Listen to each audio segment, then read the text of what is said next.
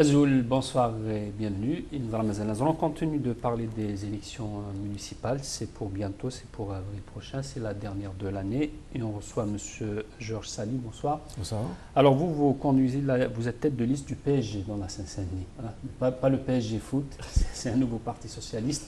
Ça va être très difficile à Seine-Saint-Denis parce qu'il y a les communistes, enfin le Front de gauche, les socialistes, et maintenant vous. Après tant d'années avec le Parti Socialiste, finalement, vous avez décidé de partir, de divorcer. Pourquoi? Ah voilà, donc il s'agit pour le coup plus particulièrement de la ville de Saint-Denis au sein de la Seine-Saint-Denis, où effectivement nous avons mené une action depuis de très nombreuses années. Moi j'ai été militant socialiste pendant 31 ans pour être exact, hein. Donc je me suis engagé assez jeune. On a bâti une section socialiste importante, on a fait un gros travail. Nous avons été associés à la gestion municipale des communistes pendant de très nombreuses années, hein, jusqu'en 2008, jusqu'à la dernière élection municipale. Nous avons été associés. Nous avons décidé en 2008 de mettre fin à cette association parce que nous considérions que la gestion communiste posait de grosses difficultés, de grands problèmes, pour revenir dessus éventuellement. Et donc on a décidé de se présenter devant les électeurs pour la première fois depuis 1965. Et nous siégeons depuis 2008 dans l'opposition. Entre-temps, nous avons travaillé à la construction d'un projet politique pour Saint-Denis. Il se trouve qu'entre-temps, nous avons eu une décision de la Fédération de Seine-Saint-Denis, conduite par M. Bartolone, de parachuter une équipe de gens venant d'autres endroits de France pour être candidats aux différentes élections en notre lieu et place de militants socialistes locaux. Donc moi, au bout de 31 ans... Vous pensez qu'aujourd'hui, la ville de Saint-Denis est prenable aux communistes? Je pense que oui, elle est prenable. Les communistes sont aujourd'hui, j'en suis intimement convaincu, en très grande difficulté. Je n'aurais pas dit ça il y a quelques années, mais c'est vrai que, objectivement, la tendance qu'on observe d'un point de vue national, de toute façon, hein, sur les villes communistes, c'est qu'elles sont largement à bout de souffle, qu'elles ont des équipes vieillies, qu'elles sont incapables de régénérer leur discours et leur capacité de gestion. Et sur Saint-Denis, moi je l'ai dit depuis de nombreuses années, si j'ai quitté la majorité, c'était pas de gaieté de cœur, c'est que je considérais à un moment donné qu'on faisait des choix qui étaient des choix erronés. Et qu'une ville comme Saint-Denis, qui est une ville riche, avec une population qui a beaucoup de difficultés, qui est une ville riche, on pourrait faire beaucoup mieux que ce que l'on fait aujourd'hui. Donc il y avait des problèmes de gestion évidents. Donc ces problèmes-là, les gens les ressentent. Ils les ressentent fortement. Et on voit bien qu'il y a une vraie déception au fond par rapport à cette gestion communiste auquel ils étaient attachés pendant très longtemps, hein. Et moi je suis témoin de ça parce que moi je suis né à Saint-Denis, j'ai toujours vécu à Saint-Denis, je suis imprégné je suis issu de cette population. Donc c'est pas le cas de Mathieu Hanotin, vous dites qu'ils sont parachutés. Ah oui, Mathieu Hanotin, donc c'est le jeune homme qui a été parachuté. Qui conduit la liste du Parti Socialiste. Voilà, c'est ça, parachuté par M. Bartolone, qui lui donc a parachuté récemment, depuis 2009 sur le territoire, il vient de Compiègne je crois. Et donc qui a été élu député l'année dernière dans des conditions discutables en désignation interne. Pourquoi elles sont discutables? Elles sont discutables parce que vous savez, au sein du Parti socialiste, normalement il y a des procédures où les militants socialistes, moyennant un certain nombre de règles concrètes, hein, juridiques, peuvent participer à la désignation des candidats. Il se trouve qu'à ce moment-là, dans la désignation, il y avait trois villes concernées, puisque la circonscription, c'est 3 villes, c'est Villetaneuse, Pierrefitte et Saint-Denis. Les 3 villes concernées, l'une des sections socialistes de la ville de Villetaneuse s'est retrouvée du jour au lendemain avec une multiplication par 5 de ses membres, donc ses cartes, comme on dit, de personnes que personne ne connaissait. Voilà.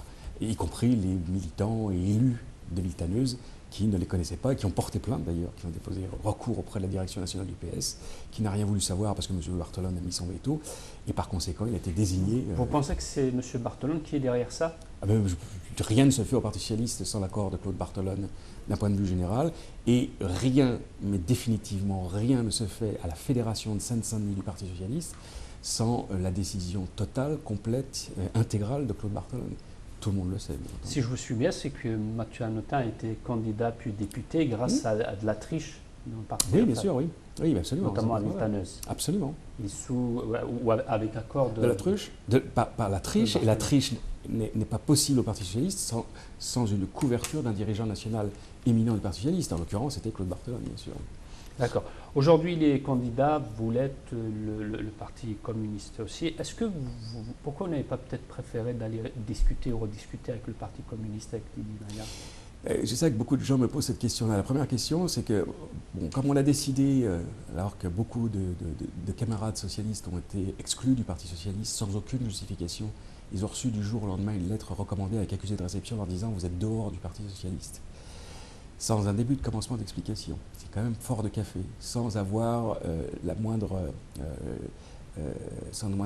argumentaire de reproche, ce qui est quand même énorme.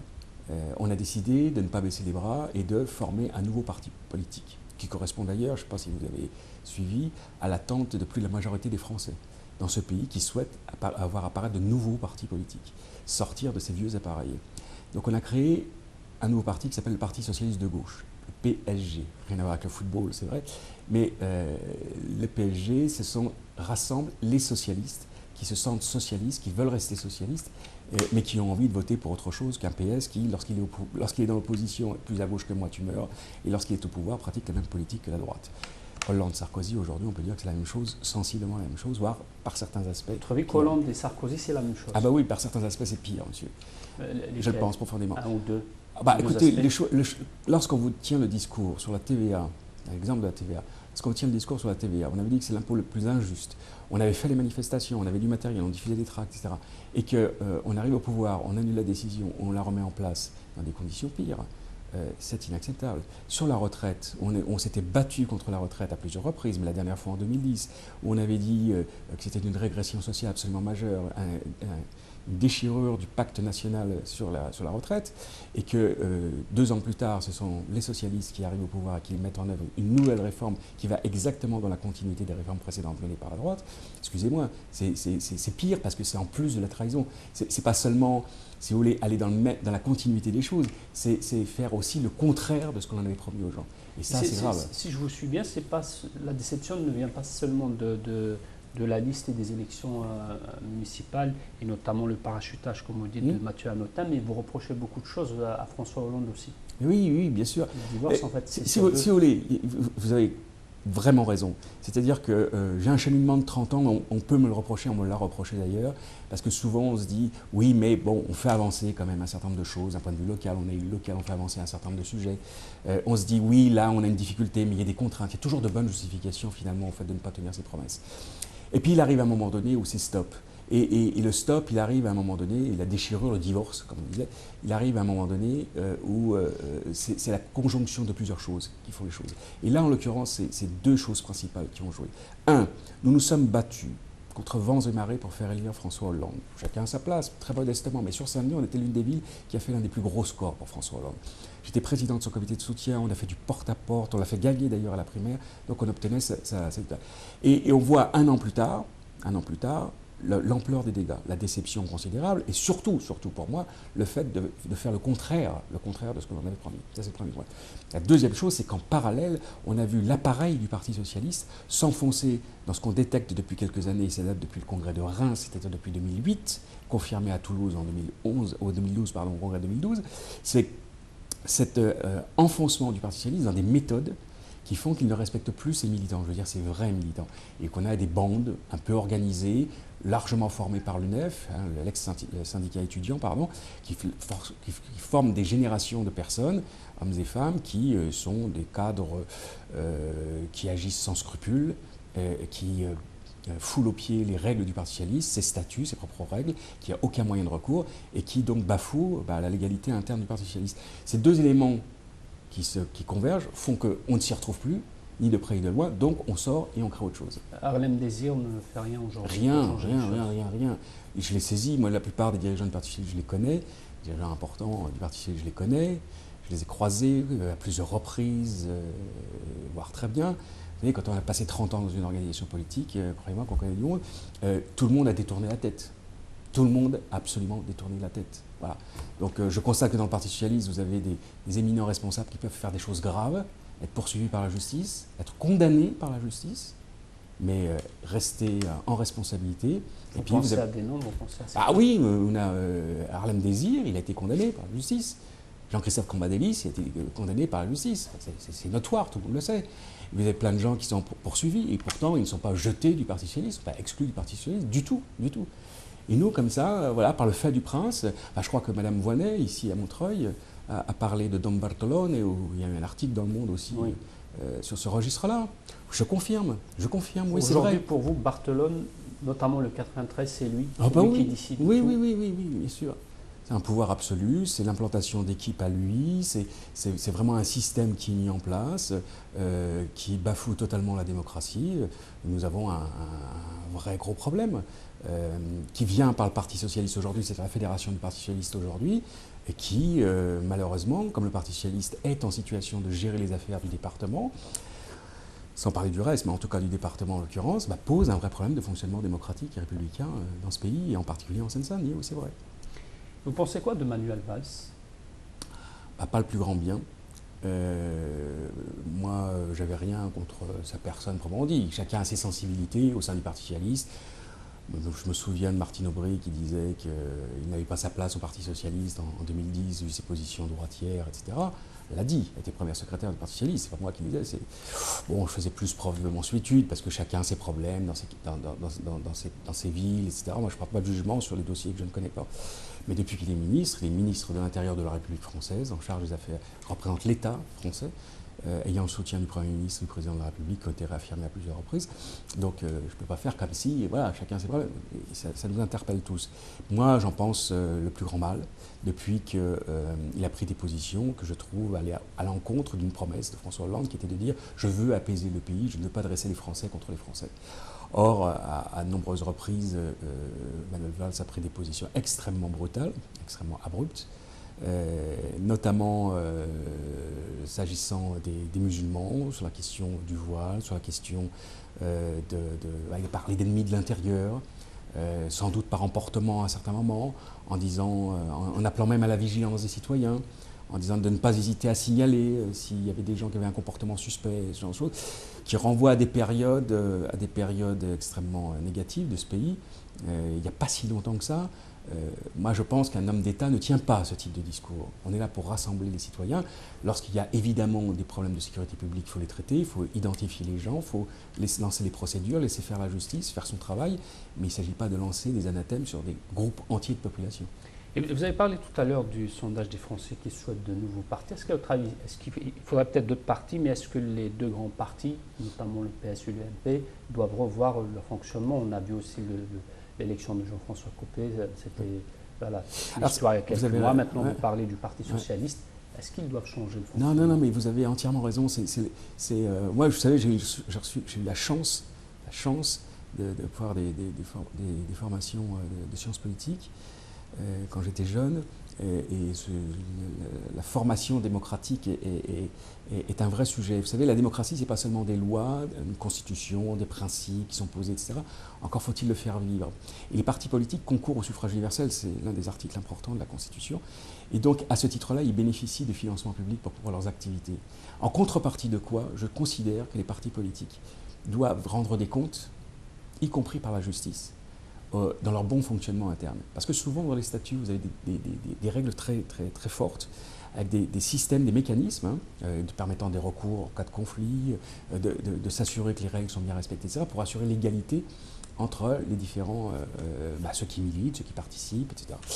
Et bien sûr, souvent, c'est les majorités politiques de congrès à un moment donné qui basculent tout ça. Alors justement, les règles de droit sont faites pour éviter ça, évidemment. Et moi, je considère que une loi devrait être votée, même une loi de nature constitutionnelle, je pense, qui obligerait les partis politiques à respecter leurs propres statuts, qui eux-mêmes devraient évidemment pratiquer les principes de démocratie posés par la République. À l'intérieur. Vous avez parlé tout à l'heure justement que ce soit Mathieu Hanotin, que ce soit Claude Barthelone, le PS avait promis le non-cumul du mandat, mais finalement on ne voit rien venir encore une fois. Bah oui, je prends l'exemple de Mathieu Hanotin sur Saint-Denis. Il avait pris l'engagement, s'il était élu à la fonction de député en juin 2012, qu'il démissionnerait de son mandat de conseiller général pour respecter strictement le non-cumul des mandats, sur lequel la première secrétaire sortante, Madame Martine Aubry, s'était engagée et avait fait signer puisque c'est une condition sine qua non pour avoir l'investiture, pour être candidat aux législatives, avait fait signer tous les candidats, s'engageant à mettre fin en septembre 2012, de mettre fin à tout cumul de mandats, que ce soit maire, que ce soit président de conseil régional, ou de tout exécutif départemental ou régional. Il a été élu, donc tout le monde s'attendait en septembre à ce qu'il remette son mandat, et évidemment il ne l'a pas fait. Voilà. Enfin évidemment, moi je savais qu'il ne le ferait pas, mais évidemment beaucoup de ses amis ont été très surpris, déçus et choqués qu'il ne le fasse pas. Pourquoi toute cette résistance? Pourquoi on n'arrive pas à faire passer la loi, le non-cumul du mandat? Si elle passe, elle est retardée. Oui. Parce que l'un des enjeux importants, c'est la maîtrise des appareils politiques. Comprenez, la démocratie dans un appareil politique veut dire que vous avez à un moment donné des alternances de groupes dirigeants, que ce soit à l'échelon local, départemental ou à l'échelon national. Et évidemment, les gens ont besoin d'une stabilité d'assises. C'est valable partout, dans tous les appareils, et c'est valable quelles que soient les sensibilités internes, les régions, etc. Vous avez donc des potentats locaux qui se créent, par exemple les Bartholone en Seine-Saint-Denis, et qui ont absolument besoin d'asseoir dans la durée, leur prééminence dans l'appareil politique. Et pour ça, ils ont besoin de verrouiller. Quand vous voulez verrouiller, vous n'avez pas une armada avec vous. Hein. Vous avez des individus, quelques individus qui vous aident à verrouiller. Voilà.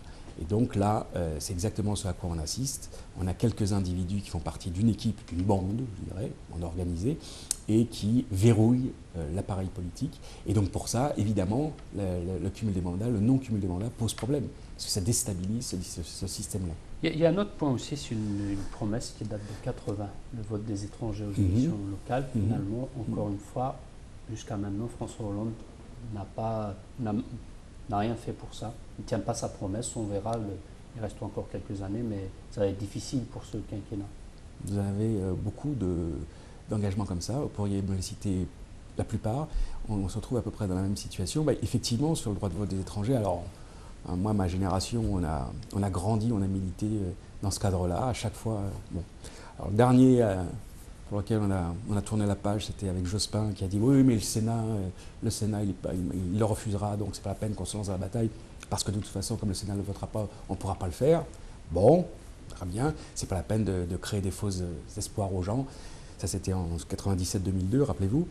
Là, pas de chance, le Sénat, il est majoritaire de gauche, donc il n'y a pas de raison. Il y a même une résolution qui avait été votée par le Sénat à la fin de l'année précédente, en 2011, donc il y a bien une majorité au Sénat, on est sûr, pour ça. Donc on a la majorité à l'Assemblée nationale, majorité au Sénat, donc ça peut passer en réforme constitutionnelle. Alors la réforme constitutionnelle, c'est deux voies, c'est soit par le référendum, qui est la voie naturelle, qui est la voie normale. La voie du Congrès est une voie d'exception. Tout le monde, les journalistes oublient très souvent de le préciser. Oui. La voie de réforme constitutionnelle, c'est que c'est voté en termes identiques par les deux assemblées, puis passe au référendum. Et très accessoirement en Congrès. Ça, on l'a oublié de le préciser. Et moi, je pense que sur cette bataille, qui est quand même un élément très fort des engagements que l'on a, et qui ne va coûter pas grand-chose quand même, c'est de lancer le référendum, de lancer la bataille politique. Parce que le texte, on peut le voter dans les deux assemblées, dans les termes identiques, sans aucun souci. Et là, j'en veux effectivement à François Hollande de ne pas avoir le courage politique de se lancer dans cette bataille. Et juste une dernière question sur François Hollande et puis deux, trois questions sur Saint-Denis. Vous pensez quoi de ce qui s'est passé là, la polémique du week-end, en parlant du retour de Manuel Valls de l'Algérie, sain et sauf? Finalement, François Hollande s'excuse, entre guillemets. Fait hier, il y a eu un communiqué de la présidence pour s'excuser. Vous dire que j'étais atterré comme beaucoup de gens, j'ai été extrêmement sensible, très choqué sur le lieu où ça s'est passé. Voilà, je pense que dans ces moments-là, on a des choses intéressantes à dire sur d'autres sujets, et on n'est pas là pour laisser passer des messages dévalorisants sur d'autres. Ce n'est pas le lieu. La deuxième chose, c'est qu'une nouvelle fois, c'est un regard extrêmement désagréable sur l'Algérie. Quelles que soient les opinions politiques, les diversités, les désaccords qu'il puisse y avoir en Algérie, parce que ça, c'est des affaires qui concernent l'Algérie et qui concernent les Algériens.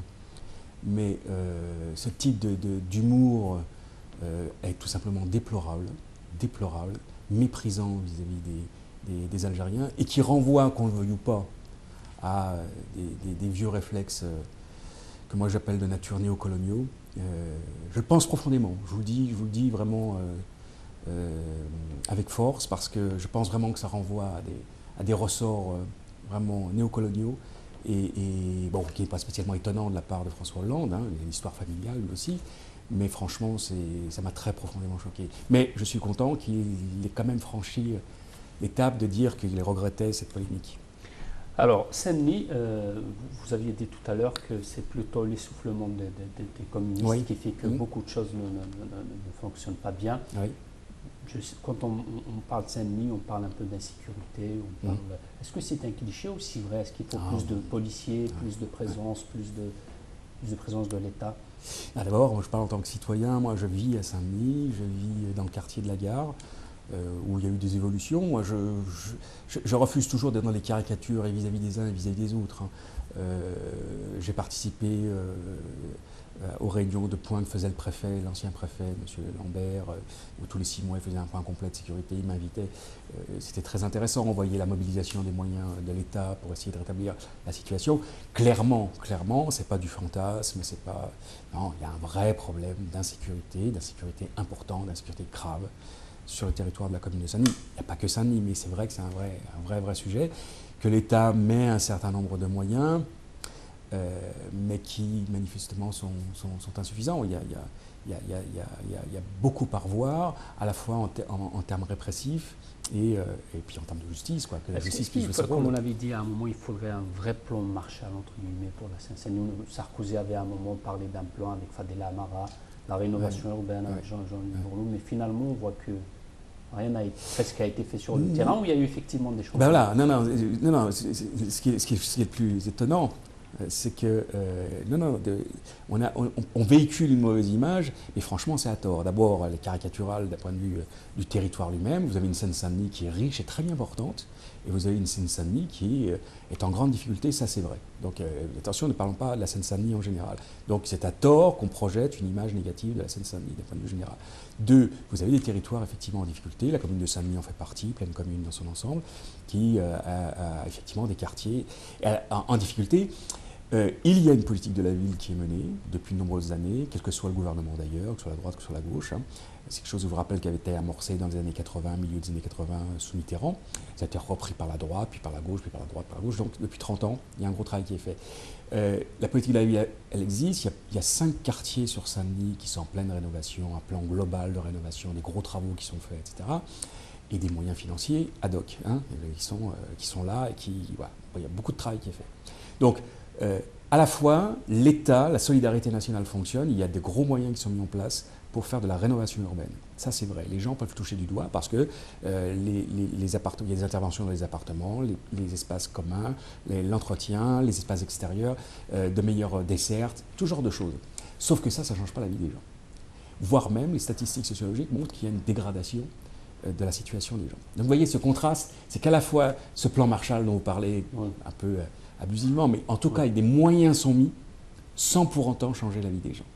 Et c'est ça qu'il faut résoudre comme problème. Il faut qu'on réalise que ce n'est pas parce qu'on envoie des entreprises, qu'on donne du travail, qu'on réalise ces transformations-là, que ça change la vie des gens. Et la clé de tout ça, de mon point de vue, ce que je défends... Qu'est-ce qu'il faudrait changer justement, de mon point de vue, après toutes ces expériences suivies, parce que c'était intéressant de voir ça, c'est qu'il faut s'attacher au projet individuel des gens.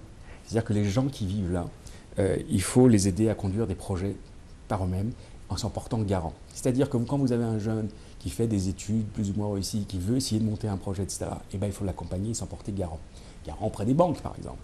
Déjà, les banques, même si vous avez une assise à peu près correcte, vous les regardez 3 fois avant de vous aider. Alors, quand vous êtes un jeune de quartier, etc., vous pouvez toujours courir. Donc là, vous avez une opportunité, si l'État met en place un dispositif de politique de la ville de cette nature, de pouvoir vraiment accompagner des gens qui veulent se construire un projet, les accompagner, moyennant un certain nombre de points de contrôle, bien évidemment, mais qui puissent se monter un projet. Et c'est vraiment la porte de sortie. Enfin, c'est une piste à la fois concrète, qui répond à des attentes réelles de gens, et qui les met en responsabilité pour essayer de se monter un projet pour justement rentrer dans la vie sociale. Alors, juste une dernière question. Vous conduisez donc la liste du PSG. Oui. Vous espérez gagner, vous espérez faire des alliances. Vous êtes reçu comment par les habitants de Saint-Denis quand vous allez les voir? Écoutez. Peut-être c'est que le début de la campagne, mais... Non, nous avons amorcé... un moment. Non, on a amorcé déjà il y a déjà en septembre 2012, donc au lendemain de la présidentielle législative, j'ai annoncé que je ferais une liste à l'élection municipale, donc dès le départ, que cette élection,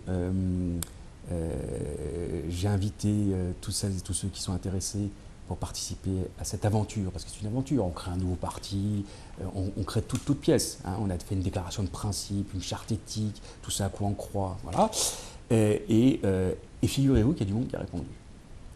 Des vrais citoyens de tous les secteurs de Saint-Denis, des hommes, des femmes, de tous les profils, du secteur privé, du secteur public, des gens en situation assise, d'autres un peu plus en difficulté, de tous les âges. Et j'ai vraiment la satisfaction profonde de rassembler des gens très différents de ça. Et on a travaillé, on a mis 9 mois, donc de janvier à septembre, on a fait 16 réunions publiques où on a couvert tous les sujets de gestion locale. D'accord ? Donc on a fait un programme de 150 propositions sur tous les sujets de gestion locale, qu'on a travaillé en profondeur, qu'on a testé, qu'on a, comme des opérations scientifiques, pour être sûr de ne pas dire des choses qui seraient à la fois inexactes ou infaisables, etc. Donc 150 propositions. Et maintenant, on va à la rencontre des Dionysiens. On va dans tous les quartiers, on fait du porte-à-porte, on fait évidemment des diffusions sur les publics traditionnels, etc. Et je dois vous dire que l'accueil, il est très sympathique. Le sourire toujours avec le PSG, bien sûr, oui. Toujours le vieux réflexe. Donc je rassure tout le monde, je ne suis pas l'émir du Qatar, mais quoique j'aurais bien aimé, mais ce n'est pas le cas. Et donc c'était une action purement militante. Purement militante. Et vous en voulez à Claude Barthelone? Oui, beaucoup, oui. J'en veux beaucoup, j'en veux beaucoup, mais bon, après les affaires perso, ça c'est une chose. Mais, enfin, ce qui pourrait apparaître être de nature personnelle est une chose, mais je pense que son action est profondément nocive au Parti socialiste, mais je crois maintenant qu'il est trop tard, parce que ce parti est totalement desséché, il apparaît pour ce qu'il n'est pas. Je pense qu'il est en très grande difficulté, en vrai, moi je le connais bien, je sais bien qu'il y reste plus grand monde, il ne faut pas se faire d'illusions. Donc au lendemain des municipales, il apparaîtra vraiment pour ce qu'il est, c'est-à-dire un parti quasiment en loc, et je pense qu'il est dangereux pour la démocratie. Ça doit être le 4e personnage de l'État. Ceci expliquant peut-être cela d'ailleurs, c'est qu'un parcours politique qui arrive au sommet comme ça, alors qu'on a un patrimoine de propositions politiques aussi faible, ça pose problème pour la démocratie dans ce pays. Merci beaucoup. Je vous en prie. Merci, M. Georges Salis. Je rappelle que vous êtes tête de liste du PSG, pas le club de foot, hein, c'est le Parti socialiste de gauche de Saint-Denis. Merci beaucoup. Merci à vous d'être resté avec nous. Restez avec les programmes de Berbère Télévision. Après la pub, c'est le journal.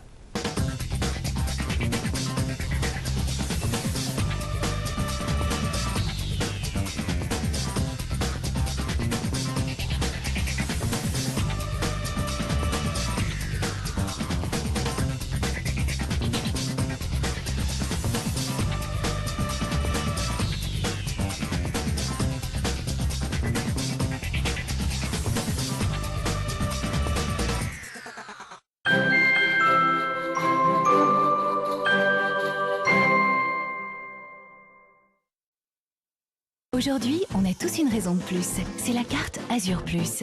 Avec la carte de fidélité Azur Plus, choisissez vite vos avantages à la carte sur aiglazur.fr et les miles de votre premier vol sont doublés. Compagnie aérienne Aigle Azur, il y a du bonheur dans l'air.